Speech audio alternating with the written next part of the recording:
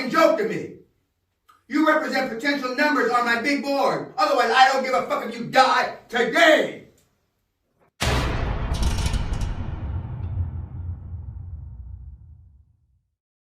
I told you yesterday, you didn't do the fucking homework, or you didn't watch the movies, etc. You were out, right? Did anybody not understand that?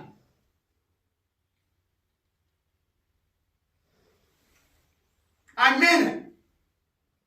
I don't care if you've seen the cocksucking movie 50 fucking times. You didn't look at it like you looked at it last night. This isn't a fucking joke to me. You represent potential numbers on my big board. Otherwise, I don't give a fuck if you die today. That's all you represent to me, is a fucking number.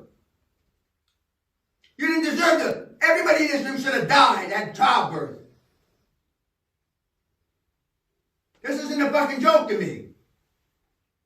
Only difference between you and the fucking morons on YouTube is you're here. Most of you wasted 20 grand.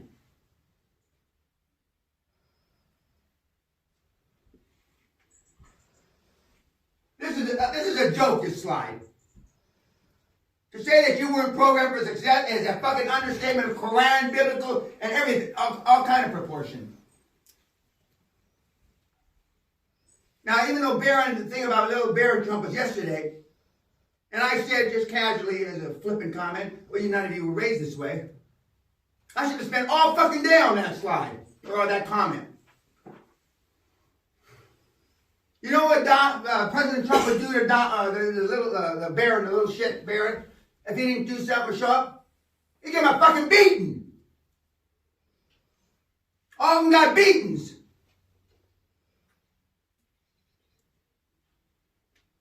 Just pisses me off, as you can tell.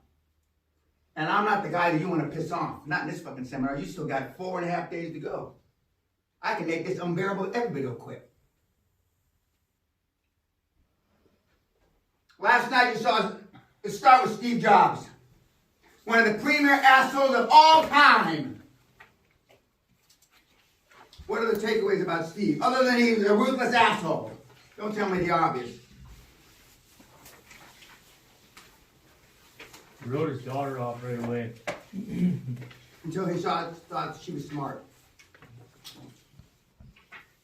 Not that, well, I'm not trying to put Napoleon Hill in the same category as Steve Jobs, that he abandoned his son because he was born with no ears. Steve, I'm sorry. Go ahead. He was relentless in his pursuit of his vision, regardless of how many people try to get his way or dissuade him. And I did some work back in the 80s for Apple. You couldn't confuse Mr. Jobs with the facts. And I am very similar. My facts. We have intergalactic truth, we've got intercontinental truth, we have national truth, and we got our motherfucking truth.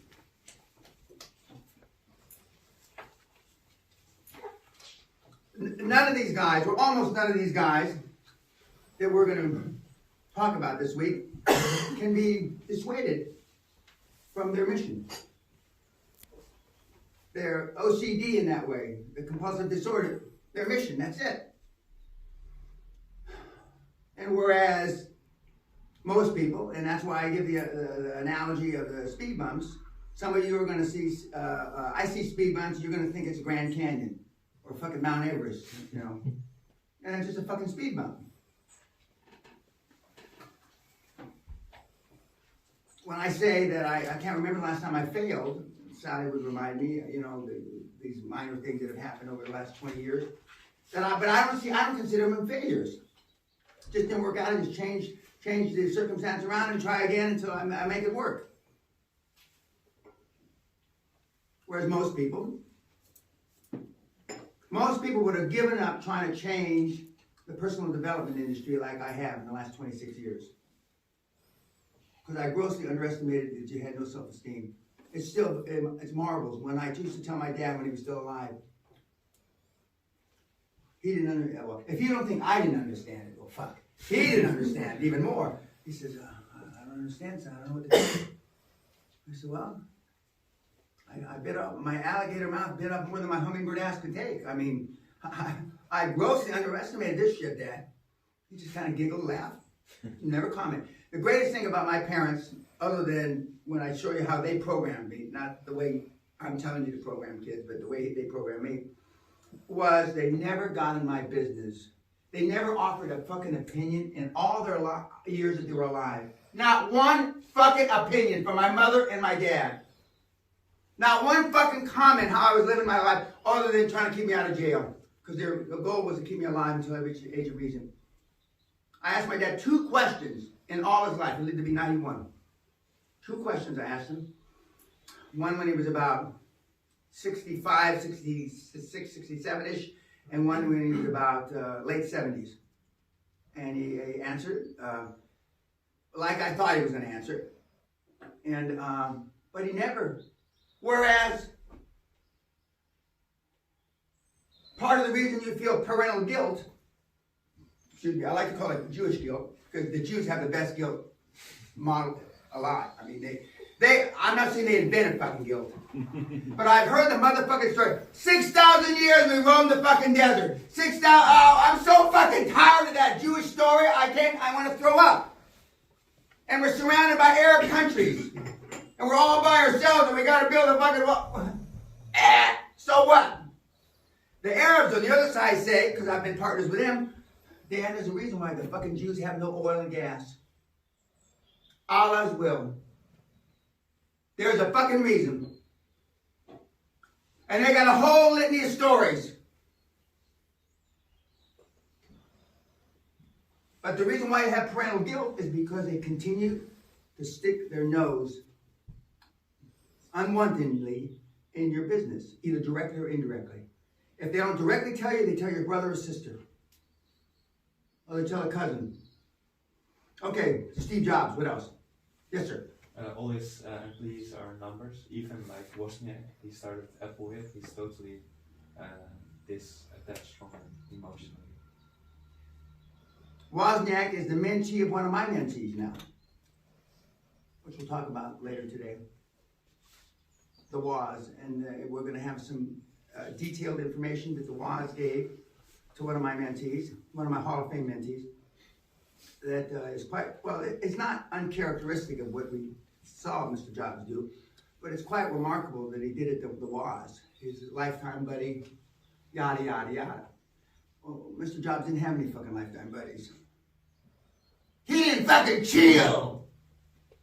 And contrary to what the YouTube fucker said, although he was aware of Buddhism and that stuff in his young life, he didn't get serious about religion until they said he was gonna fucking die. Then he got holier than shit. As you do. As you do. What else about Mr. Jobs? Yes, sir, ma'am. If you don't bring value to the business, then you're going to be 86 pretty quick. Everyone's replaceable. Everybody is. And you're going to see how replaceable you are. The first, because I made a list last night. Who's going to have the first board meeting? I already know. And see how much value you bring. What, somebody else over here. Yes, sir. He was a control freak. He regarded himself as a conductor of the orchestra. And I told you the first night that for the first time in your lives, you're going to be the conductor. Because you're going to know all the financial instruments. But there's only one that we use. Commercial debt. All the others are just bullshit. What else? Yes, sir. It shows how hard it is to be at the top of the game because nobody shares a vision. They don't see it like you do.